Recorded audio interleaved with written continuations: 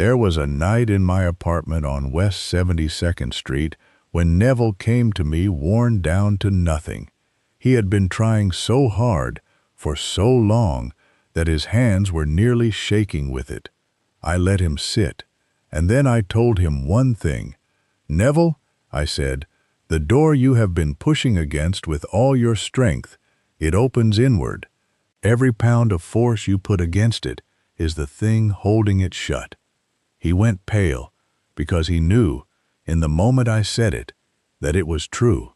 And I believe the reason you are sitting where you are sitting tonight is that some part of you already knows it is true of you too. You have been forcing, and the harder you force, the further the thing moves away from you. I am going to tell you exactly why that happens, and I am going to tell you what to do instead, the same thing I gave Neville on that night, which took him years to fully receive, but only one evening to begin. So stay with me. You did not arrive here in this state, at this hour, by accident. Let me tell you what you have been carrying, because I do not think you have had the words for it. You have been working at this, truly working, long sessions of visualizing, affirmations spoken through clenched teeth, willing the feeling into place, and then checking again and again to see whether it took, and when it did not, you concluded that you simply had not tried hard enough, so you tried harder, and you grew more tired and more afraid, and the thing you wanted stayed exactly where it was. I want you to hear me clearly. Your effort is not weakness. The desperation in it is not a flaw in your character. It is the sound of a desire that is genuine and unmet, and only a person who truly wants would push the way you have been pushing. So do not be ashamed of how hard you have tried. But I must show you what the trying has been doing underneath, because it is the whole of your problem. Every time you force, your body tenses, and that tension is a confession. It is the body saying, "This is not done yet. I must make it happen. It depends on my effort." And that sentence, "I must make it happen," is itself an instruction to the deeper mind. It says the thing is absent. It says you do not have it. And the subconscious, which does not argue and does not interpret, simply obeys. It keeps the thing absent, so that the feeling you are broadcasting can remain true. You did not try too little. You tried with the wrong faculty entirely. You used force, where the law answers only to ease. Let me tell you about Neville before he was Neville, before the books and the lectures, when he was only a young man in this city, with empty pockets. He came here from Barbados to be a dancer, a performer on the stage, and he was poor in those years, truly poor, and he believed exactly what you believe, that the way to get what you want is to want it harder, and push harder, and grip tighter. So that is what he did. He went to his auditions with his jaw set. He chased every part. He willed the outcomes with everything in him.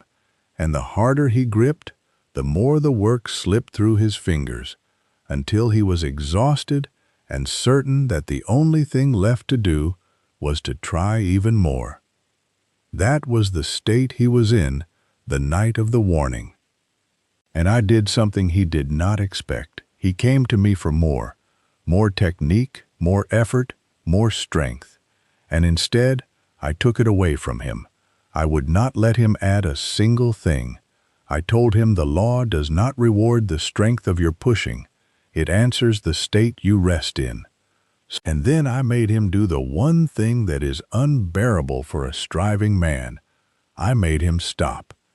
It was not easy for him. The mind that has been forcing for years does not know how to be still. It feels like surrender. It feels like giving up the very thing you want. But when Neville finally learned to assume his wish and then let go of it, to feel it gently and release the grip, the things he had been clawing for began to arrive without the clawing. quietly, through doors he had not been pounding on. You are in those striving years right now, and I am giving you the same warning on what is your version of that same night because you are finally ready to hear it.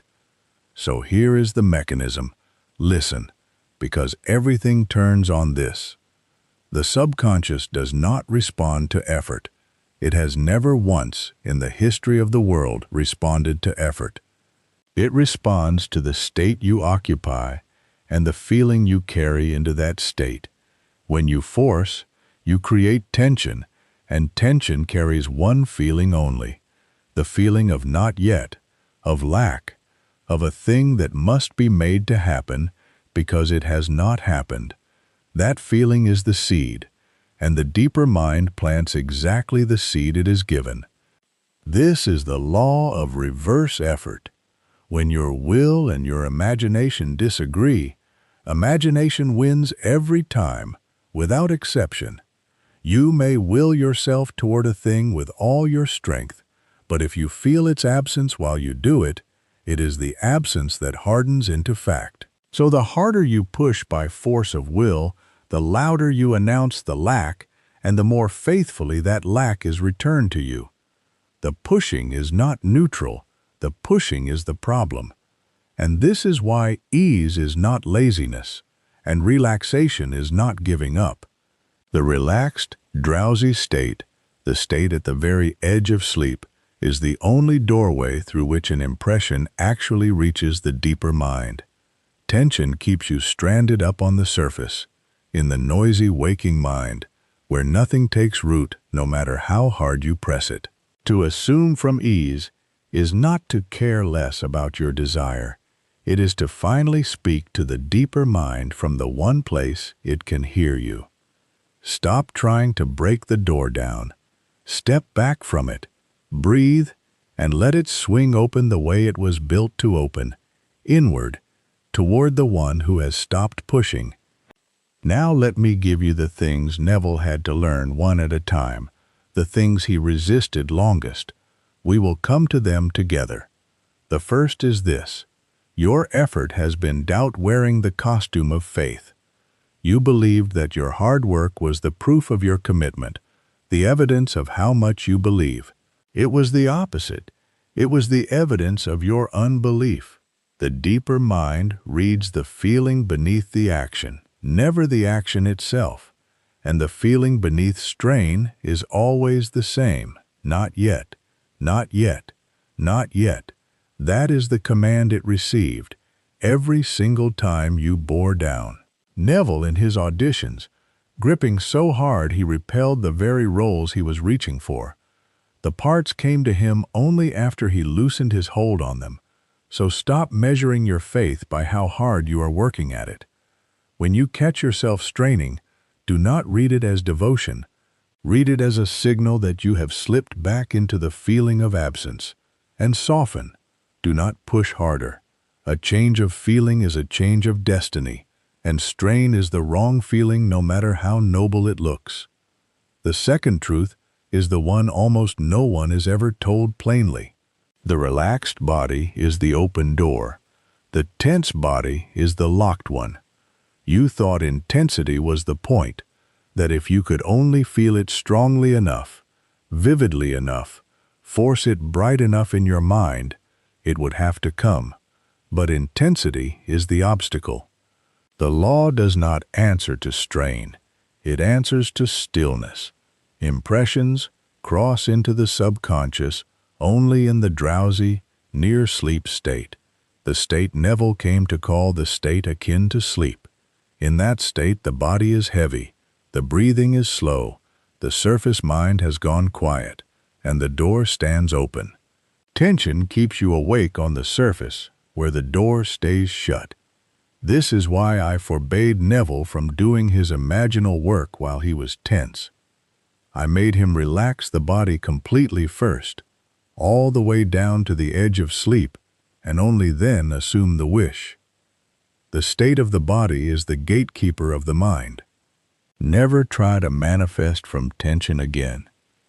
And the third truth is the one that frees the people who were told to persist and heard it as an order to grip harder. Persistence is not force. Persistence is the gentlest thing you will ever do. You were told to persist in your assumption, so you white-knuckled it. You held the image with all your might and called it discipline, and you wore yourself out doing it. But persistence and force are opposites. An assumption persisted in does harden into fact, but persistence is the soft, faithful return to the state each time you drift away from it. Not the desperate clutching of it. You will drift. Everyone drifts. The mind wanders back to the old story 100 times a day. Persistence is simply that you return, lightly, without scolding yourself, to the feeling of the wish fulfilled. Drift and return. Drift and return. This is how Neville's results actually held. Never through daytime willing, but through the quiet nightly return to the feeling, again and again, with no strain in it at all. It is the same ease that carried him home to Barbados, once he stopped trying to solve how. When the doubt rises in you, do not fight it. Fighting is force. Just come back, gently, to the end. That is the entire discipline. Now I want to stop here, because we have reached a threshold, and I have been standing beside it the whole time we have spoken. What I have given you so far is true, and it will change the way you practice. But I must tell you, it is one movement of 4, and forcing a single movement over and over is the exact trap I have spent this whole video warning you about. There is a sequence I gave Neville, performed every night in order. The first movement is revision. Before anything else, you clear the soil. You go back through the day that just passed, and you correct what poisoned it, so the subconscious carries a clean record into sleep instead of a contaminated one. The second is the correction of inner speech, the silent voice that has been instructing your deeper mind all day long, every hour, the one you have never once supervised. The third is precise scene construction, not vague drifting pictures, but a single scene built with the exact specificity I taught him. And the fourth is falling asleep inside the state, the transfer itself, the moment your consciousness crosses over and the assumption finally sets.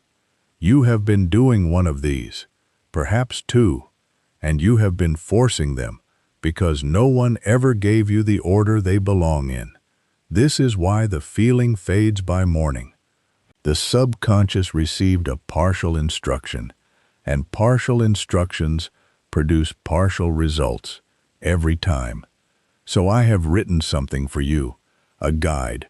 I call it Rewrite Tonight, and it teaches the first movement in full, not a summary of what I have said here, a complete revision you can do in 3 minutes before sleep. It shows you how to choose the 3 moments from your day that are poisoning your sleep, how to revise each one until the subconscious carries a clean record into the night, and how to feel the clearing, the actual felt release. That is what finally lets every other technique reach the deeper mind. This is what I gave Neville before I gave him anything else, before the scene work, before the transfer. The clearing came first, because nothing grows in poisoned soil. It is free. It is immediate. It is where you begin. And for those of you who feel it already, who know in your chest that the clearing alone is not enough, that you are ready for the full transfer, the complete 4-part sequence, all 7 nights, guided step by step, in the exact order I first gave it to Neville in the winter of 1933. That exists too. You will find it waiting after you receive the guide, but do not reach for it now. Reaching for it now would be forcing again, and you and I are done with forcing. Start with the clearing. Start tonight. Comment the word reset below this video. Not as a comment, as a declaration. You are done lying down at night carrying the weight of an unrevised day. You are done planting seeds in poisoned soil. You are done forcing the surface while the foundation stays dirty. Comment reset, and I will send you the guide personally. And while the guide makes its way to you, here is one thing you can do tonight. Only one, done gently. Before you imagine anything at all, do nothing but relax the body. Lie down and let it grow heavy, limb by limb, until you reach that drowsy edge where the body is nearly asleep, but you are still just barely here. This is the state akin to sleep, and it is the door. Do not skip it. Do not rush it. The relaxation is not the warm-up before the work. It is half the work itself. Only once you are loose and drowsy, bring in one short scene that would only be true if the wish were already yours. A single moment. Hold it lightly, the way you would hold something you already own and have long stopped worrying about.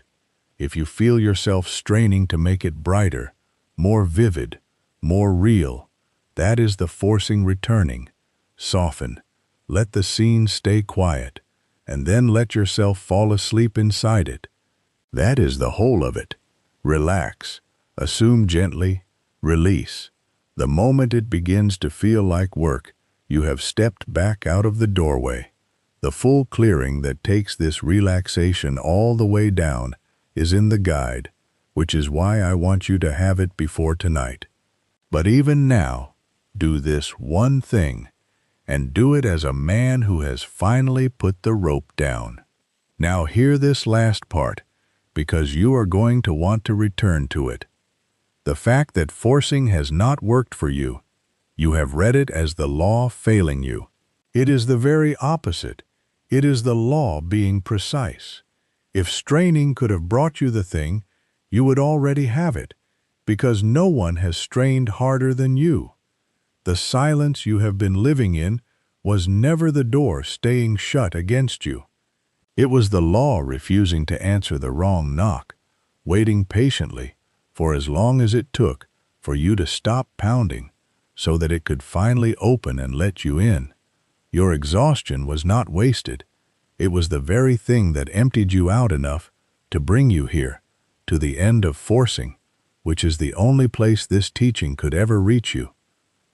When it arrives, and it will arrive, quietly, on some ordinary day when you were not bracing for it, you are going to remember this night, and you are going to understand that it came the moment you finally let go of the rope.